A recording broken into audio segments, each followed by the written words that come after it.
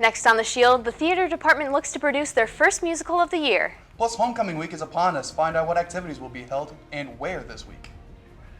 And today is technically the last Monday of summer, but we will have warm temperatures on the way. I will have a full forecast coming up. This edition of The Shield starts right now. Live from the VUTV studio in Schnabel Hall on the campus of Valparaiso University. This is The Shield on VUTV. Thank you for joining us on The Shield. I'm Katie Nickolaou. And I'm Adam Sherwinski.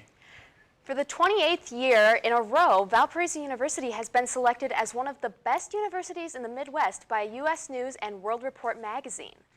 In their 2017 rankings, Valpo placed 4th for Best Regional University and is ranked #1 in the Midwest for both Best Value and Best Undergraduate Teaching. President Heckler commented on the ranking, saying, quote, "This achievement is a testament to the hard work and dedication of all Valpo students, faculty, and staff." Homecoming is finally upon us, and students are planning to take part in the festivities. Activities are spread throughout the week, starting with human Mario Kart racing tonight, and hypnotist cookout and a concert featuring the Bare Naked Ladies during the week. And to cap all it off, football game against Davidson University at Brownfield on Saturday. The game is free for students, and there will be a Crusader kickoff barbecue before the game, full for a list of homecoming activities. The Simpsons have delighted people for over 20 years, and now they've made their way from the TV to the stage. The Valparaiso University Center for the Arts is proud to put on Mr. Burns, a play that puts a twist on the classic TV show. The simplest answer is it's an adaptation of a Simpsons episode that adapts Cape Fear. So the first act starts off after a nuclear meltdown, and people are retelling the story of the episode to pass the time.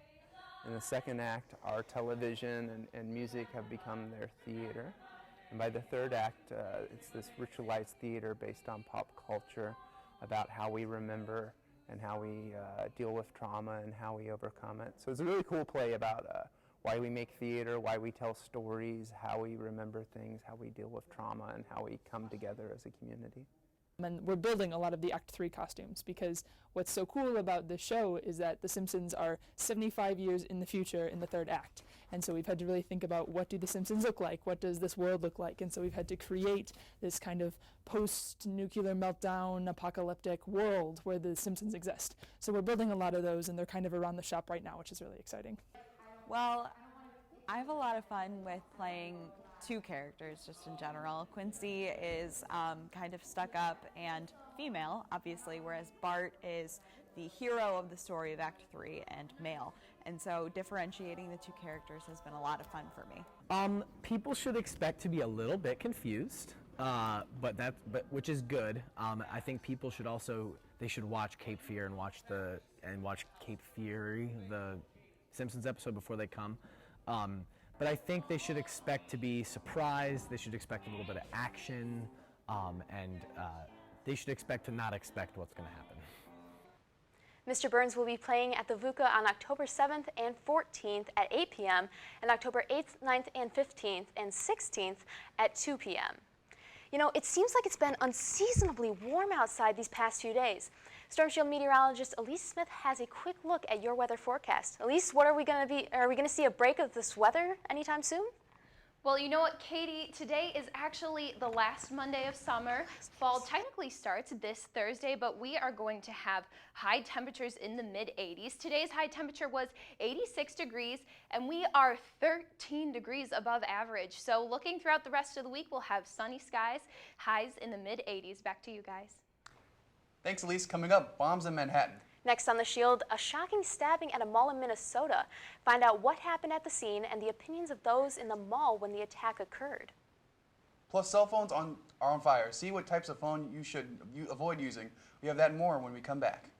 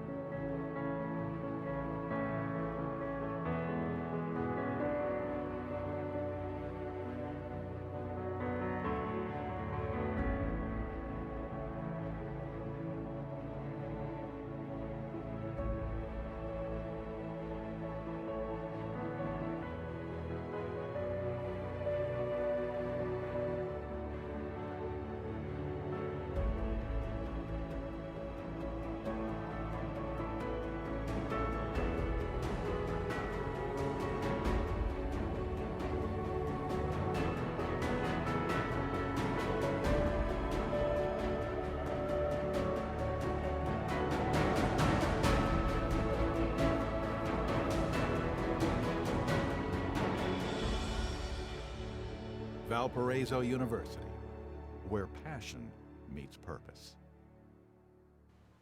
Police say a suspect was shot dead after a stabbing attack at the Crossroads Mall in St. Cloud, Minnesota yesterday.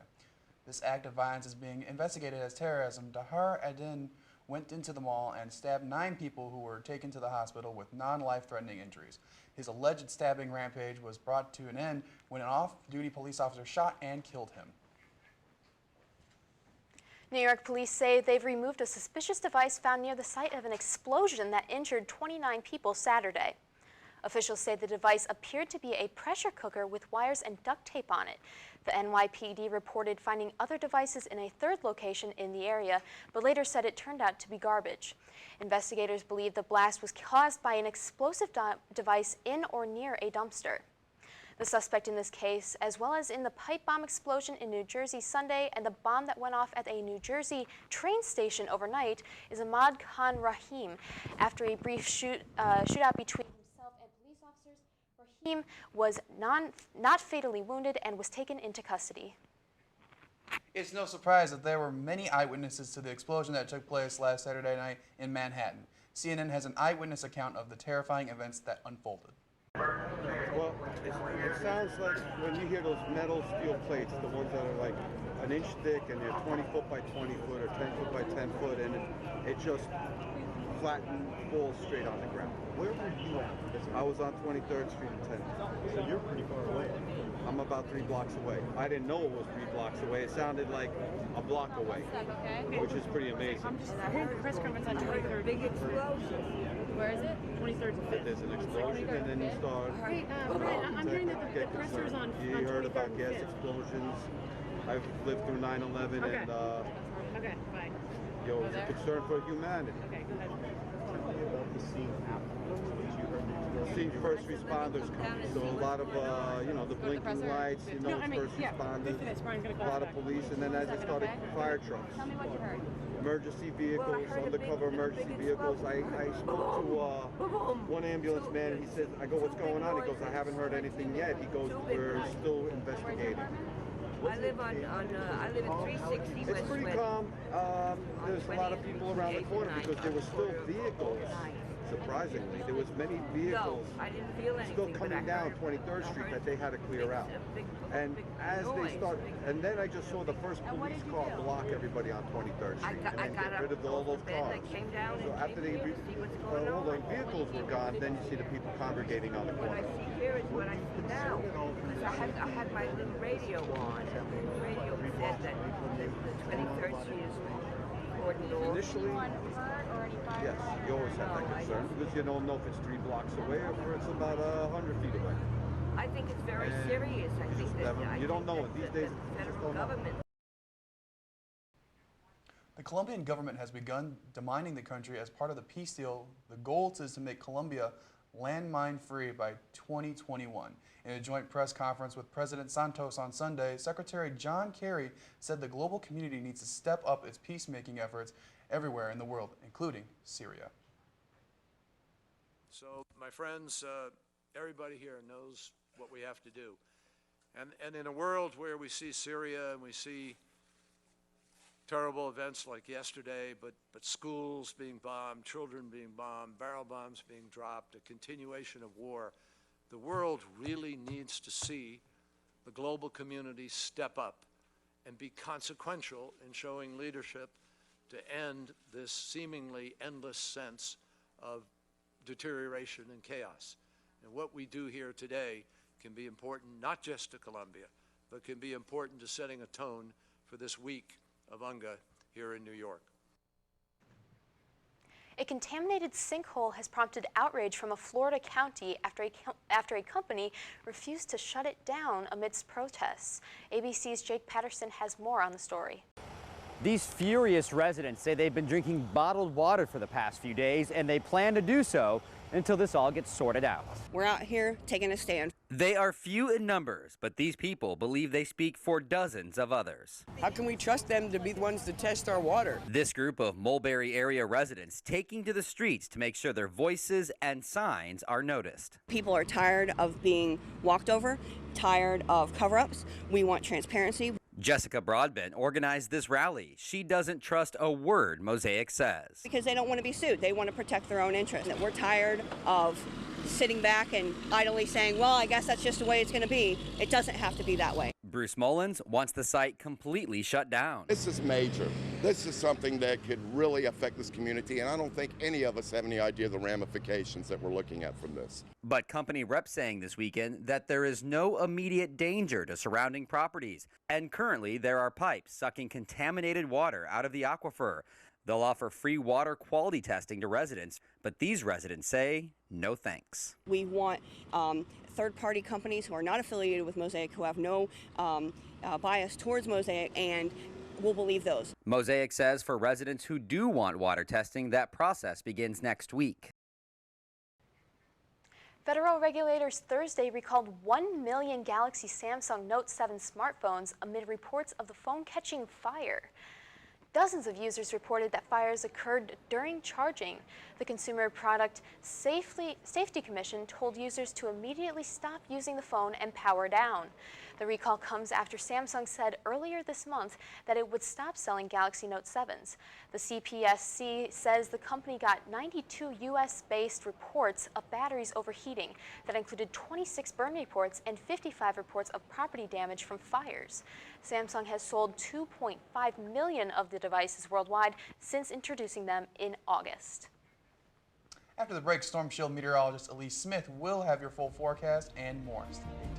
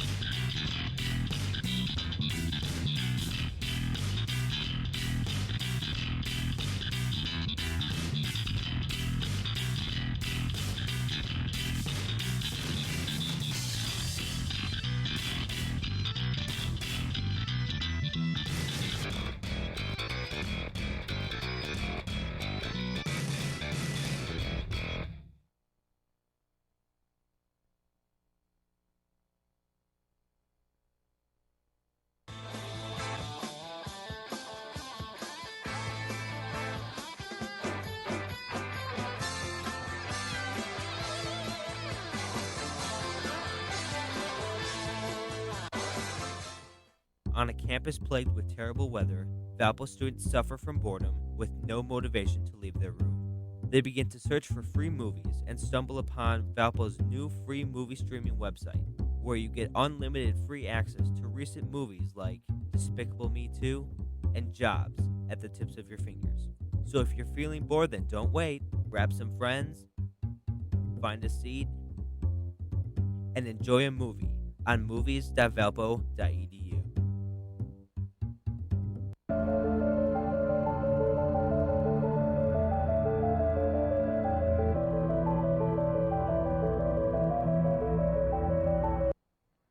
If you're about to walk outside right now from your dorm room or from a late night class you might have, it is 85 degrees with sunny skies, some southwesterly winds at 13 miles per hour. It's a little breezy outside, but these sunny skies and warm temperatures are going to stay around and they're going to keep us pretty warm throughout the week. Currently also throughout the area, you can see these high temperatures. They are in the mid 80s.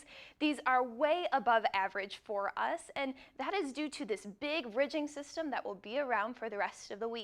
Here also in the Midwest, we do have some severe thunderstorms up in the Wisconsin area, but those are planned to rain out by the time they get here to Valpo. Another reason why we have such high temperatures, there's nothing on the radar. Check it out. We do have a passing cloud or two planned throughout the week, but really this cold front, once it passes through, we're going to have some pretty nice sunny sky throughout the week. We are dominated by high pressure, like I said at the beginning.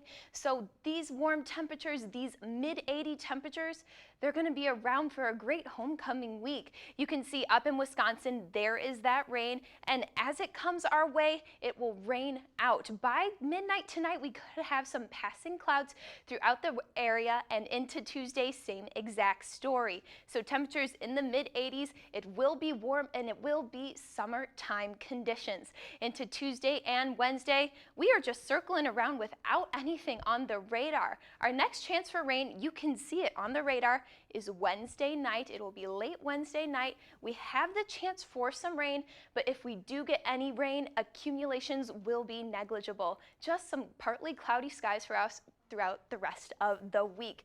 Also, for Tuesday morning, you will wake up to temperatures in about the mid-70s, and across the region, you can see those high temperatures rising to about the mid-80s, and also this warm air is what is going to be staying around for homecoming week, so welcome back those alumni to nice temperatures. I like that a lot.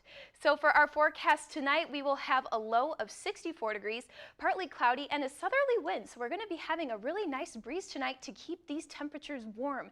Tomorrow, a high of 83 degrees, partly sunny. I think it could get a little warmer with less clouds in the way. We'll also have a southerly breeze from 4 to 8 miles per hour. And another big thing happening for homecoming is the homecoming game. It is Saturday at 1 p.m. on the Crusader Field. We will be versing the Davidson Wildcats, and we are expecting a forecast of about 76 degrees, some sunny skies, and with a passing cloud or two. Up on the 7-day, we've got the same thing throughout the week. Sunny skies, a chance of rain or two, because really what we have going on is more of a southern forecast for us. We have sunny skies, but with the warm air, the rising temperatures, we could get a pop-up shower or two. That is not out of the question for us here in Valpo for this week. Wow, and you mentioned that it's because of the ridge pattern that we have that we're getting these warm temperatures. Now, could you describe what a ridge pattern is? Oh yeah, so up throughout the atmosphere, we have many layers to how we make a forecast. So really what this means is we are allowing southerly winds to bring up some moisture, bring up some higher temperatures for us like it is in Alabama, Mississippi, Georgia, Florida. So not as intense with the moisture, thankfully, but definitely warmer temperatures are on the way. I'm just glad to see that it'll actually be pretty nice and pretty warm for the football game this weekend. Yes. I'm planning on going this weekend as well. So 2 weekends in a row for me. Nice weather. Wow. So Yep. Ready That's for pretty that. awesome. And speaking of sports, up next we have Jordan Morandini with your full Crusaders sports update. So stick with us.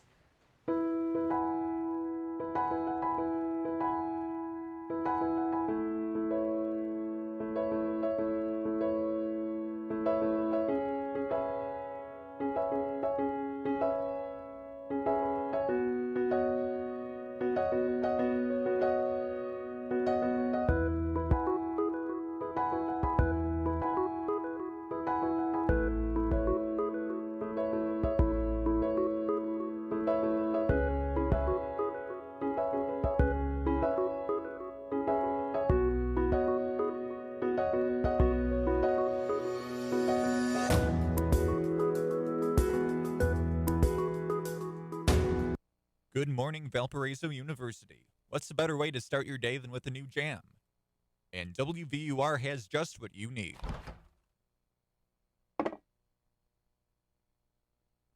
But if you close your eyes, does it almost feel like nothing changed at all? And if you close your eyes, does it...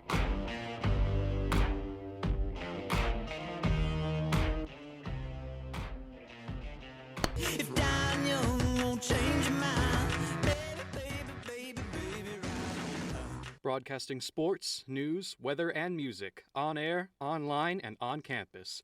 WVUR is my jam.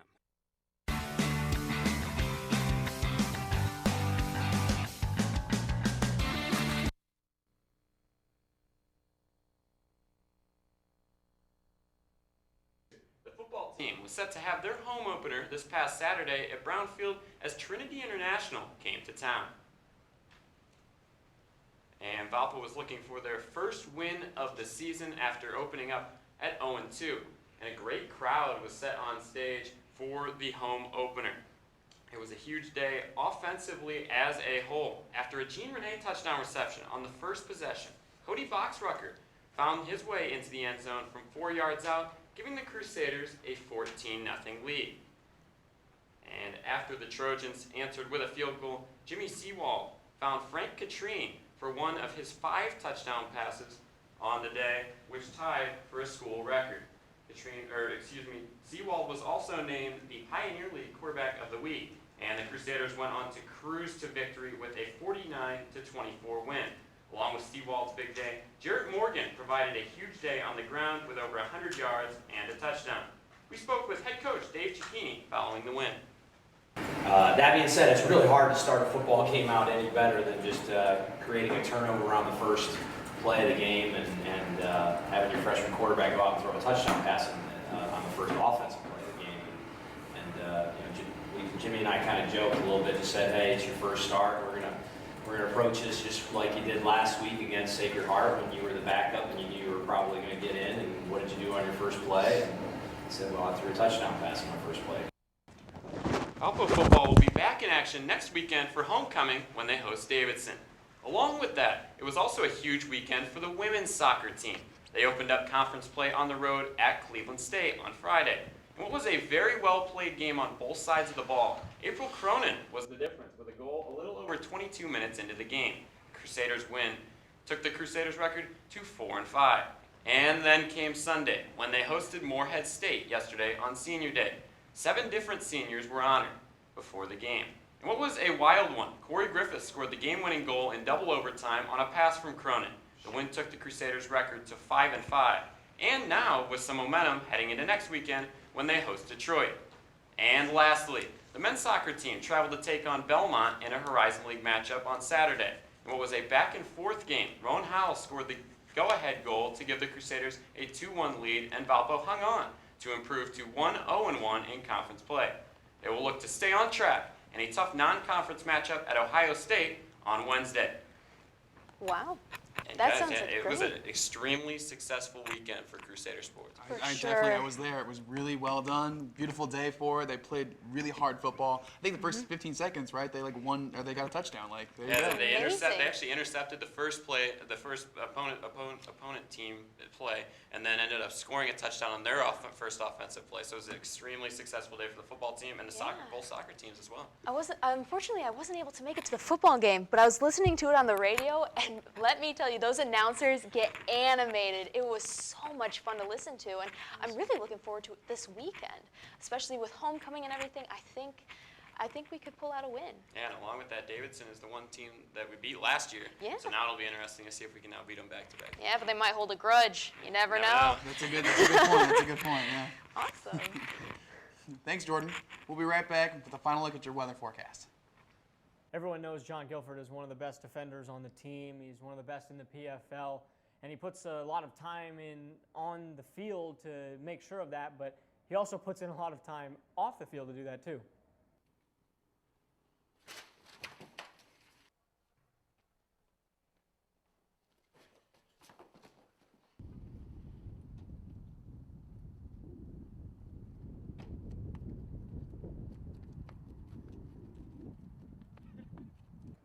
Pretty good at what he does. Pretty good. Yeah. Ow.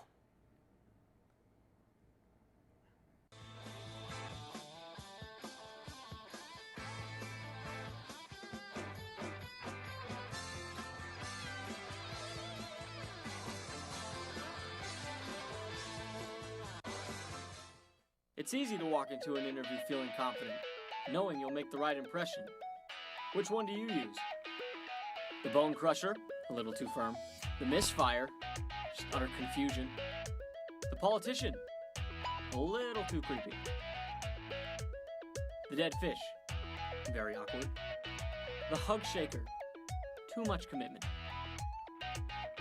Get started right away with Handshake, only through the Career Center. Do what you love. It's pretty warm outside right now. Can we expect more of this on seasonable weather, Elyse? Oh yes, we have highs in the mid-80s for us all week, but the main story of this weekend for homecoming is this football game we have at 1 p.m. on Saturday. We are versing the Davidson Wildcats, so, you know, a nice 76-degree temperature or even higher, that would be nice football weather. I think the alumni are really going to enjoy it. Definitely. Although, for me, it's a little unsettling when you go to a football game and it feels like it's summer. You gotta whip out the fans. It's just not football to me. You Right? gotta have that nice cool air so you can go and get like hot chocolate, popcorn without being like, oh my gosh. At least it won't be a blizzard. We're definitely way far from I would winter take right a blizzard though. Oh, That's what makes football fun. You have them slipping and sliding everywhere. It makes it hard. Not when you're watching it. That's my Well, that's my thought. Not when you're true. watching That's it. true. But when you're playing it, definitely. I Snowball agree. fights in the stands. You never know. So, but yeah. Well, thank you guys, and thanks, Elyse. For myself, Adam, Jordan, and Elyse, thank you for watching, and have a great rest of your night, Valpo. And we'll be back next Monday at 5 o'clock.